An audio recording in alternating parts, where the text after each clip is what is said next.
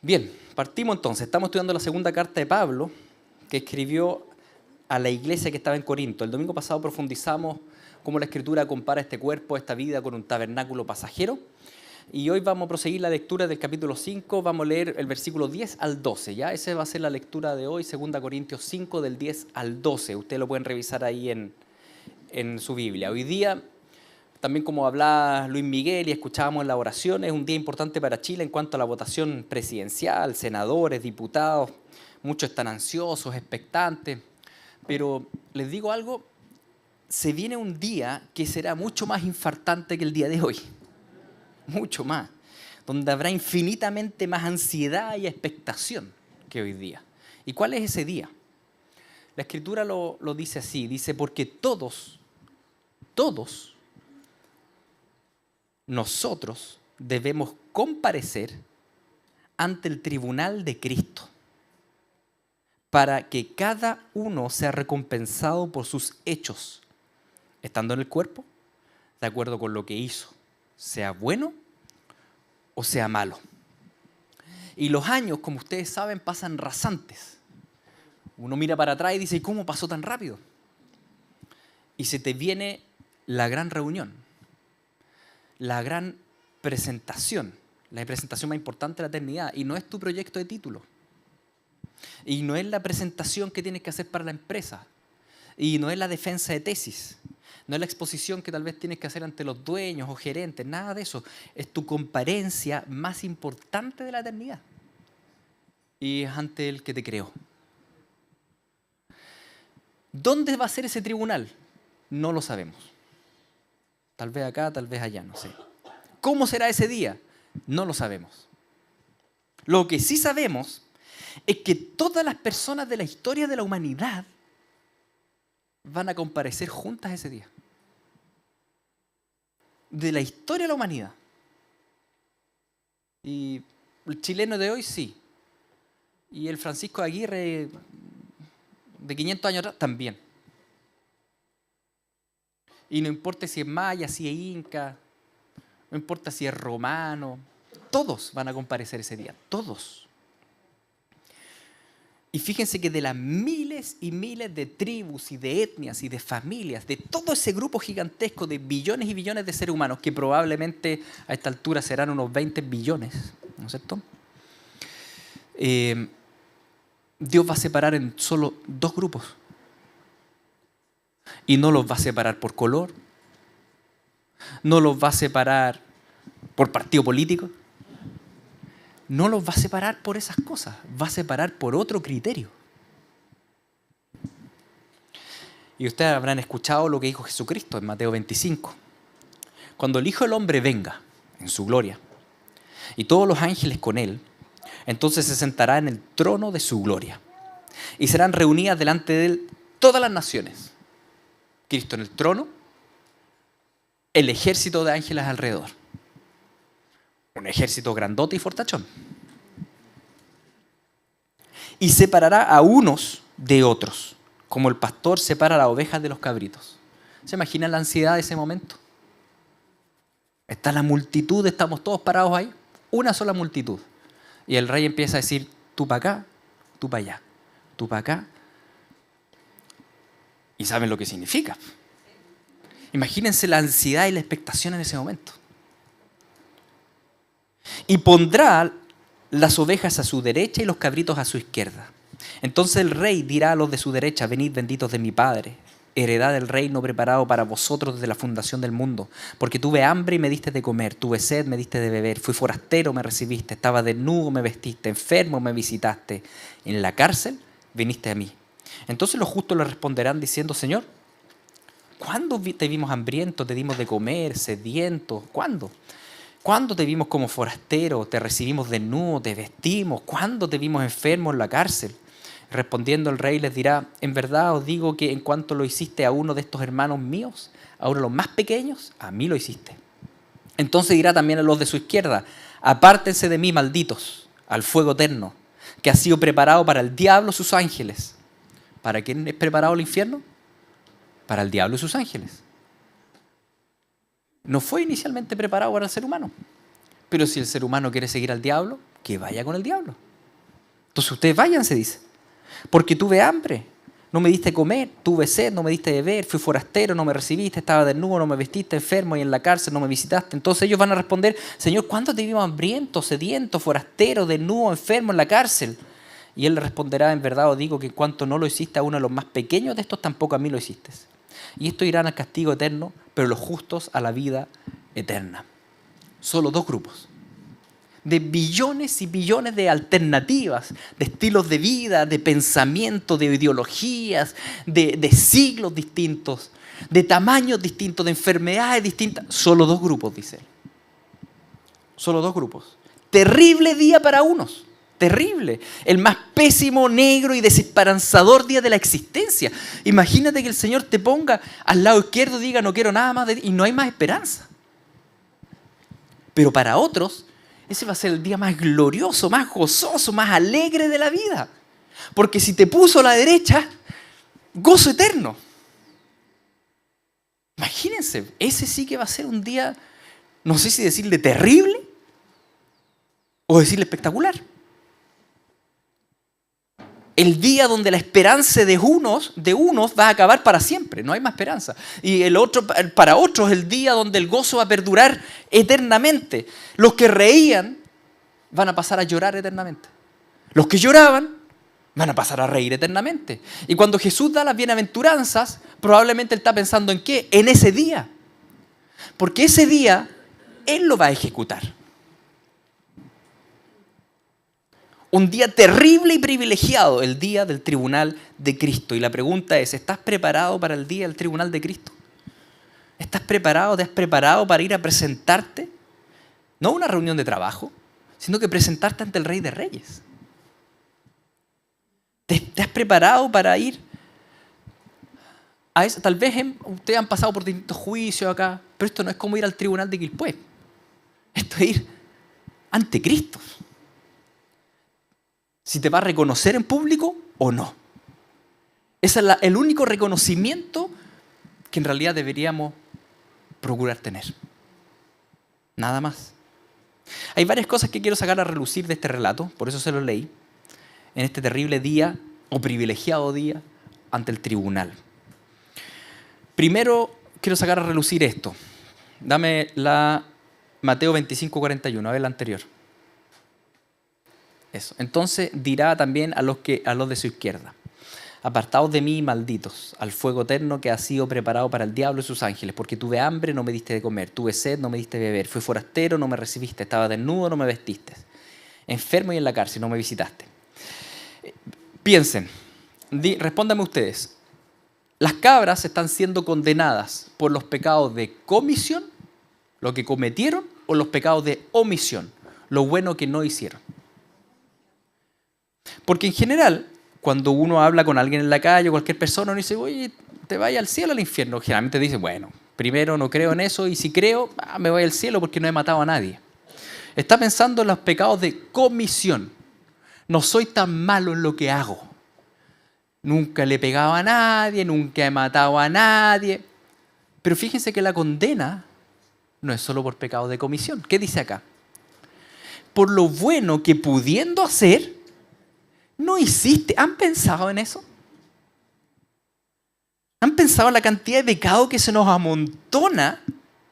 ¿Hay cosas que pudiste hacer esta semana bien y no hiciste? ¿Pudiste llevar a alguien en auto y no lo llevaste? ¿Pudiste ayudar a alguien en el trabajo, pero no lo ayudaste? 5 de la tarde, marco tarjeta, me voy.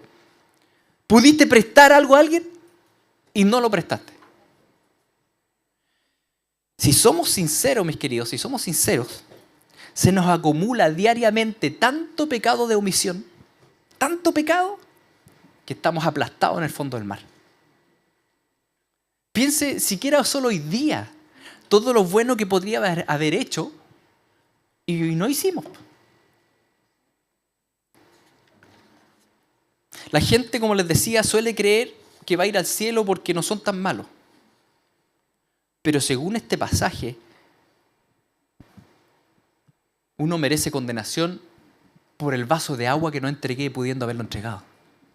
Imagínense. O sea, la humanidad, mis queridos, estamos todos perdidos. Entonces, en realidad, si somos bien sinceros, ese día ante el tribunal, los billones y billones que estemos parados ahí frente al rey y el ejército de ángeles, contra el cual no nos podemos rebelar, no hay fuerza humana que pueda contra eso. La verdad es que ese día todos somos iguales. Ese día el peso de los pecados de omisión, todos lo vamos a sentir y aplastado en el fondo del mar con una millonada de toneladas de pecado encima que no tenemos cómo escapar de eso. No es solamente que las cosas buenas borran las malas, no es así. Hay una millonada de cosas buenas que nunca hemos hecho. Y quiero repetir la palabra todos porque ambos grupos, tanto cabras como ovejas, estamos claros que no merecen el cielo. Porque todos hemos pecado, no solo de comisión, sino sobre todo de omisión. Entonces, la pregunta que viene, entonces, ¿a base de qué Jesús va a mirar esa multitud y va a decir tú para acá y tú para allá?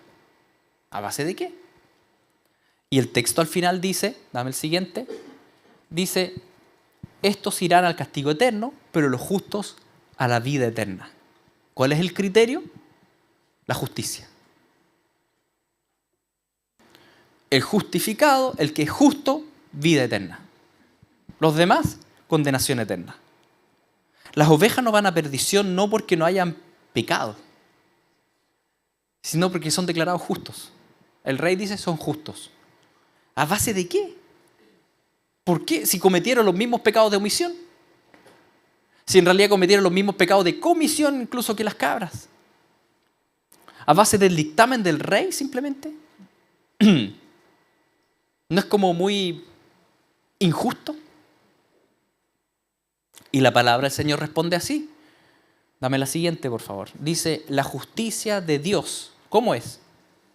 Es por medio de la fe en Jesús. Para todos los que creen. Porque no hay distinción. En realidad, entre cabra y oveja no hay distinción. Por cuanto todos pecaron. Entonces, en estricto rigor es un solo grupo. Todos pecaron y no alcanzan la gloria de Dios. Pero ojo, han sido justificados, dice, gratuitamente por la gracia de Dios, por medio de la redención que es en Cristo Jesús. Es decir, de ese grupo de billones y billones, hay un grupo que puso su fe en Jesucristo. En el rey que está sentado en el tribunal. Y que dijo, sí Señor, solo tú me puedes salvar. Y fueron redimidos. No hay otro criterio para dividir ese grupo en dos. Porque si es por pecado, todo es igual. Si es por comisión, todo es igual. Si es por omisión, todo es igual. Pero no todo es igual en cuanto a fidelidad a Cristo. El rey que está sentado adelante condenando es el mismo que está salvando.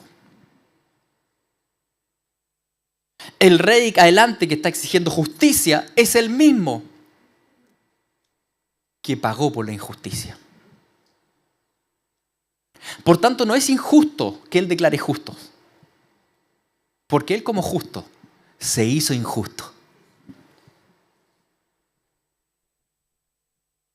La salvación, mis queridos, está disponible para esos billones y billones, toda la humanidad.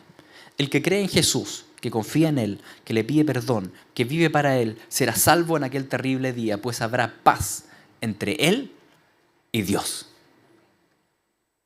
Dame la siguiente. Dice, por tanto, habiendo sido justificados por la fe, no por cometer más o menos pecados, no por hacer esto y lo otro, por la fe, tenemos paz para con Dios por medio del Señor Jesucristo. Es decir, esa multitud que está delante del trono de Cristo y el ejército de ángeles alrededor, para llevarse a esa multitud rebelde a la condenación eterna, es una multitud que es enemiga de Dios. Por eso está Jesús en el trono y está el ejército de Dios. ¿Cuándo uno presenta al ejército? A la batalla. Y esa multitud de billones y billones de seres humanos son enemigos de Dios. porque han decidido no someterse a Dios. Entonces hay un ejército ahí. Pero de esa multitud hay un grupito que tiene paz con Dios. Y esa paz solamente es por medio del Rey sentado, de Jesucristo, el intermediario. Pero Dios demuestra su amor para con nosotros, en que siendo aún pecadores, Cristo murió por nosotros, siendo parte de esa multitud condenada delante del tribunal. Él murió por nosotros. Entonces, mucho más, habiendo sido ahora justificados por su sangre, seremos salvos ¿de qué? ¿De qué te vino a salvar el Señor? ¿Tú sabes de qué te vino a salvar? Tal vez tú piensas que Jesús te vino a salvar del diablo. Jesús no te vino a salvar del diablo. Te vino a salvar de Dios. ¿De qué cosa? De la ira de Dios. Seremos salvos de la ira de Dios por medio de Él. Porque Dios es perfectamente justo y santo y tiene que condenar la maldad. No es que Dios te vino a salvar del diablo, simplemente te vino a salvar de su ira, que es una ira eterna. ¿Tienes paz con Dios? ¿O está la ira de Dios sobre tu vida? Es decir, en otras palabras, has entregado tu vida a Jesucristo, le has pedido perdón, te has arrepentido por tus pecados, porque si no lo has hecho, no lo dilates más. No lo dilates más, entrégate a Él, pídele misericordia, perdón, porque hallarás abundante gracia y perdón hoy día, pero no ese día. Cuando las multitudes estén parados ese día, ya no hay nada que hacer. Las decisiones en esta vida. Y si no sabes cómo hacerlo, acércate a alguien maduro en la fe, o la persona que te invitó, pídele que oren por ti, aprenda a orar, a conversar con el Señor, pero prepárate para aquel futuro día terrible para unos, glorioso para otros. Glorioso para otros. Entonces tenemos que los condenados son condenados por omisión. Ni siquiera empieza a mencionar la comisión, porque ya con pura omisión estamos mal. Segundo, los salvados no es que sean mejores que los otros, que han sido justificados por gracia.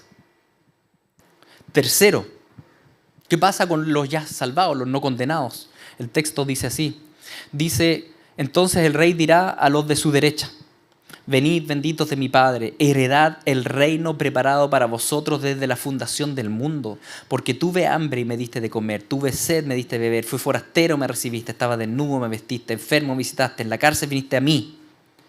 Piensen esto, todos estábamos en el fondo del mar aplastados por nuestros pecados. Pero cuando la sangre de Cristo cubre todo eso, cubre toda esa maldad, todos esos pecados de omisión, todos esos pecados de comisión, lo único que queda son las pequeñas islitas de buenas obras que hiciste en la vida. Porque toda la maldad, los millones y millones de pecados, todo eso queda bajo mar, en el fondo del mar. Y lo único ahora que ve el Señor cuando te mira a ti, ve las pequeñas islas del Caribe. Lo que hiciste. Ya no ve las fosas marianas de la maldad, ¿no? Ve esas islas de bien. Y dice, vamos a recompensar al Martín. Y el Martín va a decir, pero ¿y toda la maldad? No. Vamos a recompensarlo por esto. ¿Pero qué hice yo? ¿Tú me fuiste a visitar? ¿Pero cuándo? Cuando fuiste a visitar al vecino enfermo, pero era mi vecino. Y el Señor dice, por mí lo hiciste.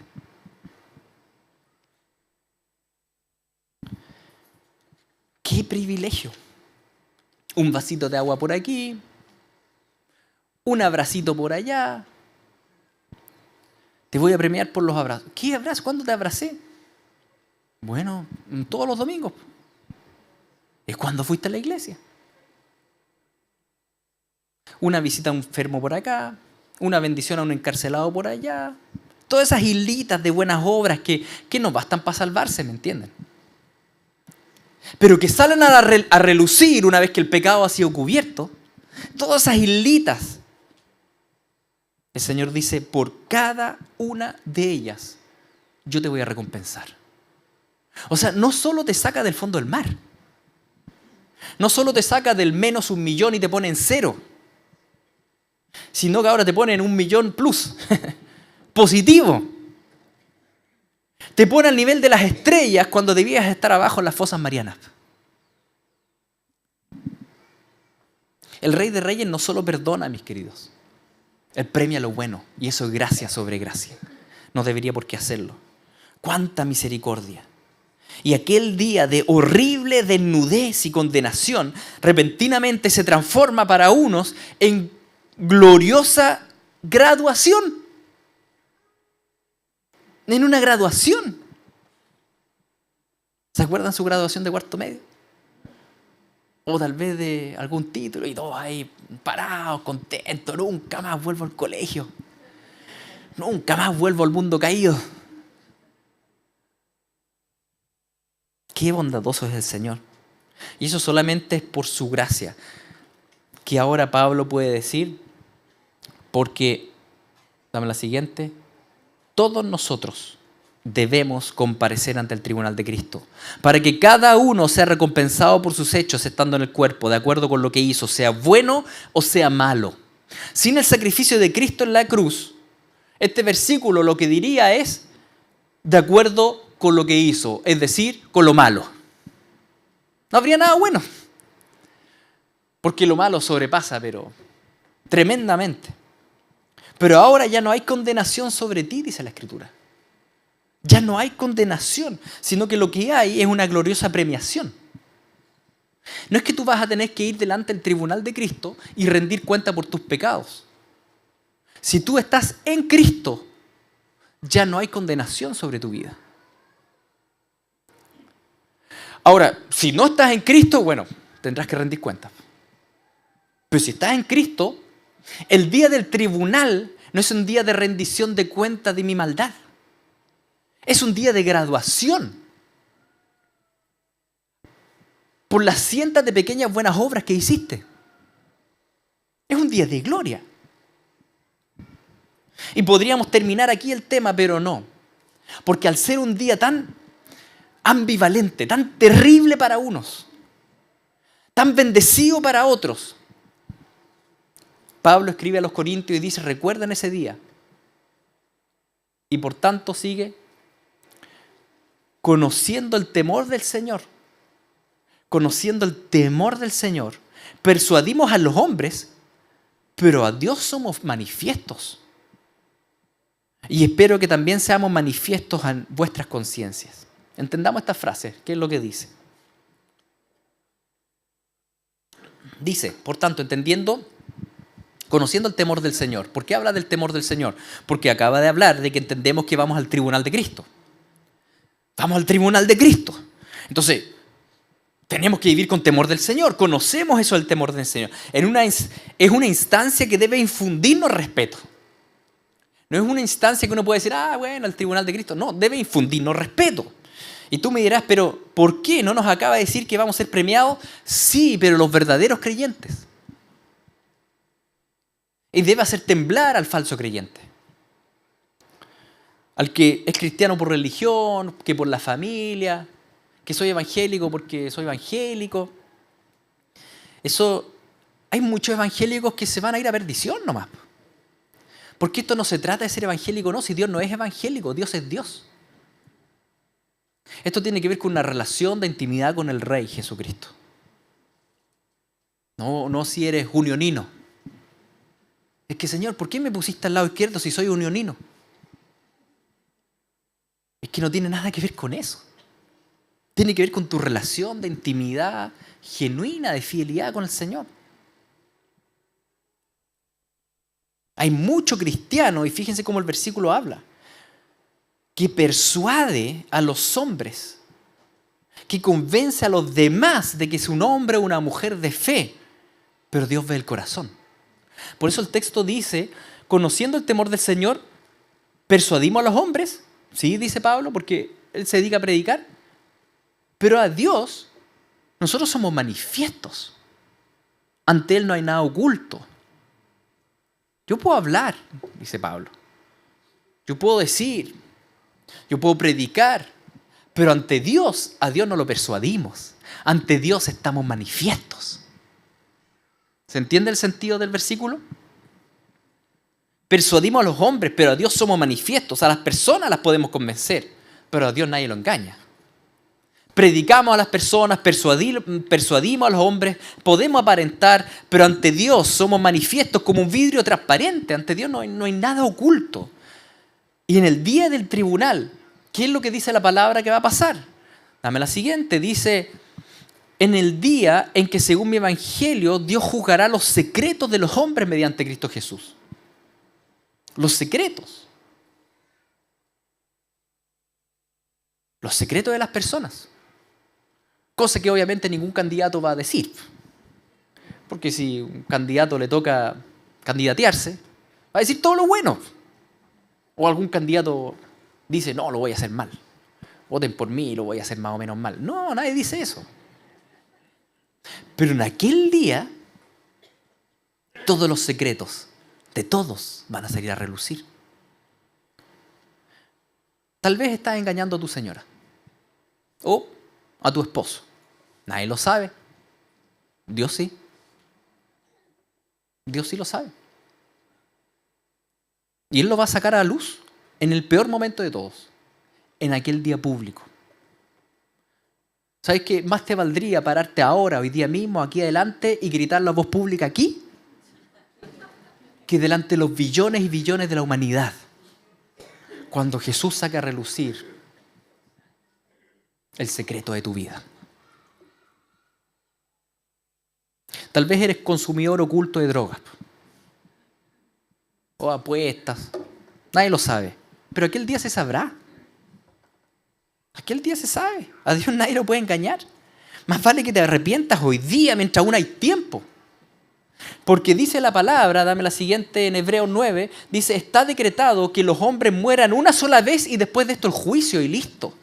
Ya acabó, no hay un purgatorio, no hay segunda oportunidad, no es que después, no. Este es el momento para arrepentirse, para hablar, para sacar a relucir. Este es el momento, no hay otra oportunidad, es tu oportunidad. Confiesa, arrepiéntete, díselo, cambia. Pero no sigas viviendo una apariencia cristiana, recomendándote a ti mismo ante los demás en servicio, en amabilidad, en todo lo bueno que sabes aparentar, cuando en realidad no es la verdad en tu corazón. No es la verdad. Estás con tremendas adicciones. Estás robando. Estás engañando en la empresa. Nuestra actitud debe ser esta, como continúa el pasaje en 2 Corintios, que dice, no nos recomendamos otra vez a vosotros, sino que les damos oportunidad de estar orgullosos de nosotros para que tengáis respuesta para los que se jactan en las apariencias y no en el corazón. Dice, hay gente que se jacta en la apariencia y no en el corazón. No te recomiendes a los demás. No te recomienda a los demás. Simplemente sé un discípulo verdadero de Jesús. Porque los que se jactan en las apariencias y no en el corazón, tienen hoy día abundancia. Y van a ser elogiados, y van a salir presidentes y diputados y todo lo que quieran. Pero en aquel día Dios juzgará los secretos de los hombres y los sacará a la luz pública.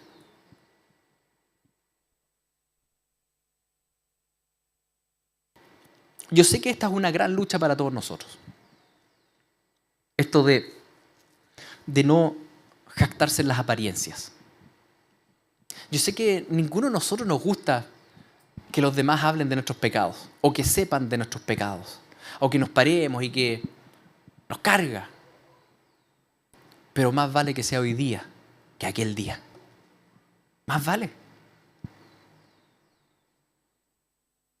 Y quiero terminar recordándoles la siguiente historia que sucedió en la primera iglesia.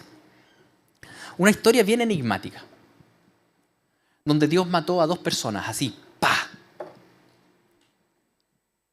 Dice así, pero cierto hombre llamado Ananías, con Zafira su mujer, vendió una propiedad y se quedó con parte del precio, sabiéndolo también su mujer.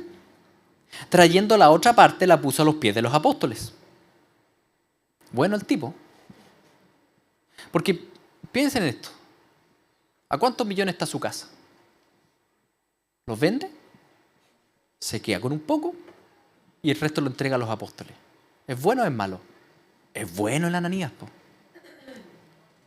Oigan, no me pueden decir que no es dadivoso. ¿Es bueno? ¿Usted entregaría la mitad de la casa vendida a la iglesia? O sea, Ananías es mejor que todos nosotros. Mas Pedro le dijo a Ananías: ¿por qué ha llenado Satanás tu corazón para mentir al Espíritu y quedarte con parte del precio del terreno? ¿Cómo? ¿Qué es lo que el Señor le reveló a Pedro acá? Dice, mientras estaba sin venderse, ¿no te pertenecía? Y después de vendida, ¿no estaba bajo tu poder? ¿Por qué concebiste este asunto en tu corazón? ¿Qué concibió en su corazón? Estamos entendiendo la historia. Dice, no han mentido a los hombres sino a Dios. Al oír a Ananías estas palabras, cayó y expiró, y vino un gran temor sobre todos los que lo supieron. Y los jóvenes se levantaron y lo cubrieron, y sacándolo le dieron sepultura. Después de un lapso como de 3 horas entró su mujer, no sabiendo lo que había sucedido, y Pedro le preguntó, dime, ¿vendiste el terreno en tanto? Y ella dijo, sí, ese fue el precio. Entonces Pedro le dijo, ¿por qué se pusieron de acuerdo para poner a prueba el Espíritu del Señor?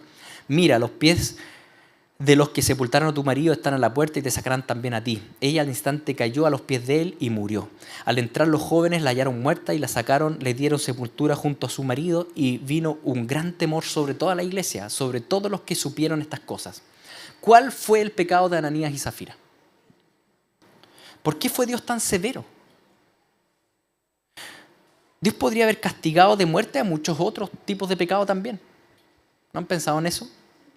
¿Por qué quiso aleccionar a la iglesia de todos los siglos al matar a Ananías y Zafira? Porque esa fue una muerte aleccionadora. ¿Pero por qué esa? ¿Por qué ese pecado? ¿Por qué no mató a Pedro? ¿No que Pedro negó a Cristo y tiró garabato? ¿Por qué no mató a Pablo? ¿No que Pablo había perseguido a la iglesia? ¿Por qué no mató a los cristianos judaizantes? No los mató por querer circuncidar a los griegos. ¿Nos vemos en Hechos otra muerte como esta? No la vemos. Solamente vemos esa muerte, y por tanto tiene que ver con una muerte aleccionadora. Algo está diciendo Dios a la iglesia de todos los tiempos, le está diciendo, ojo, porque esto es feo y ustedes no se dan cuenta. Y esto está muy mal. Entonces yo antes pensaba, cuando leí esta historia, yo decía, bueno, el amor al dinero. Pero después cuando uno lee con detalle, nos damos cuenta que no es amor al dinero. No es solo eso. Puede haber un poco amor al dinero, pero no es eso. Porque la verdad, y Pedro se lo dice, tú no tenías que pasarnos nada. ¿Quién te obligó a pasarnos la plata? Nadie. ¿Tenías que vender la propiedad? No. Y cuando teníais la plata, la propiedad, ¿por qué no te la quedaste?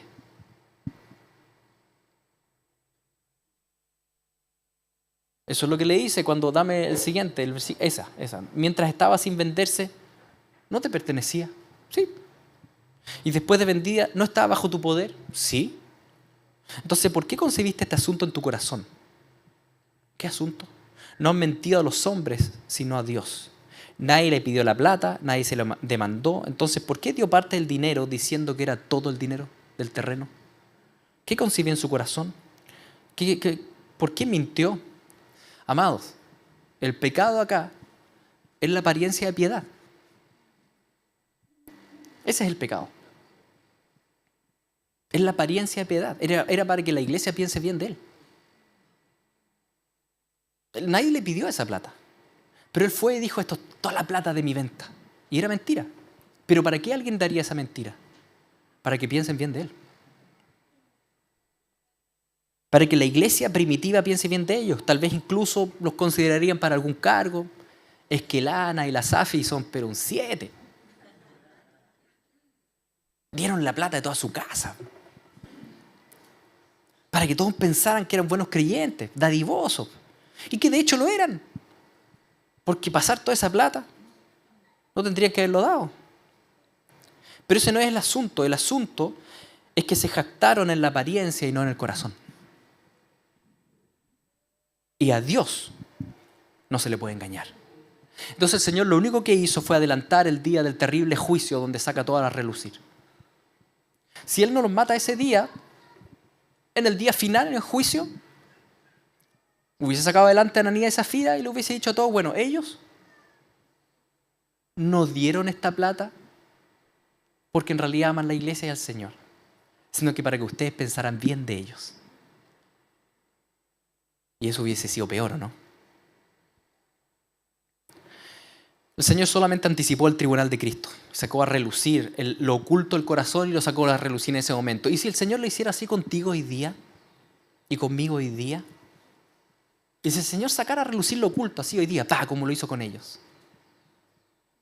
Él puede hacerlo si es justo y es correcto. Él lo hizo con ese pecado.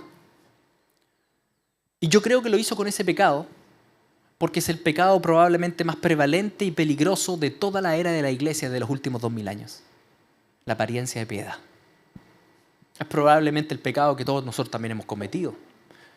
¿O acaso alguna vez que han pecado llegaron acá y gritando, ¡he pecado! No. Acá no es así. Uno siempre muestra la mejor cara. La apariencia de piedad, la falsa religión cristiana, creerse salvo por venir a la iglesia, por llevar una doble vida, saberse la Biblia, pero no tener una verdadera comunión con Cristo. Y el Señor le dijo a la iglesia, ustedes tienen que entender que el pecado de Ananías y Zafira, de la apariencia de piedad, es mortífero, es mortal, te va a llevar a condenación. No puedes caer en esa trampa. Entonces, amados, hoy día es un día importante, pero no es por las elecciones nacionales, sino porque puede cambiar el destino de tu vida eterna. Por eso, no vivas más mentiras, no vivas más falsedades. Es que si cuento esto, tal vez me vaya a la cárcel. Mejor irse a la cárcel que al infierno. Es que si cuento esto, ¿qué van a pensar de mí? Bueno, van a pensar lo que es realmente. Sí, que estamos con cosas. Es que si cuento esto, ¿qué va a pasar con mi familia? Bueno, es un engaño tu familia.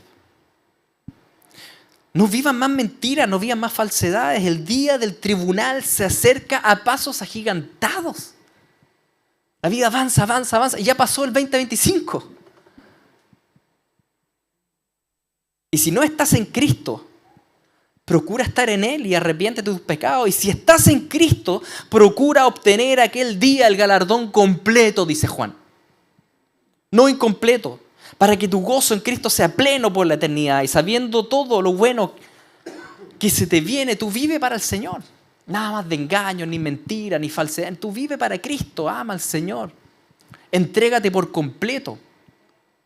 Por completo. Entendiendo lo siguiente. Que por tanto, mis amados hermanos, estad firmes, constantes, abundando siempre en la obra del Señor. Abundando, sabiendo que tu trabajo en el Señor no es en vano.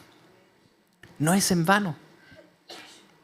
Estoy cuidando a la abuelita en la casa, no me puedo ni salir de la casa y no es en vano. Estoy perdiendo mi vida porque estoy criando esto y lo otro. No es en vano. No es en vano. Amar nunca es en vano. Vive para el Señor. No vivas para la mentira.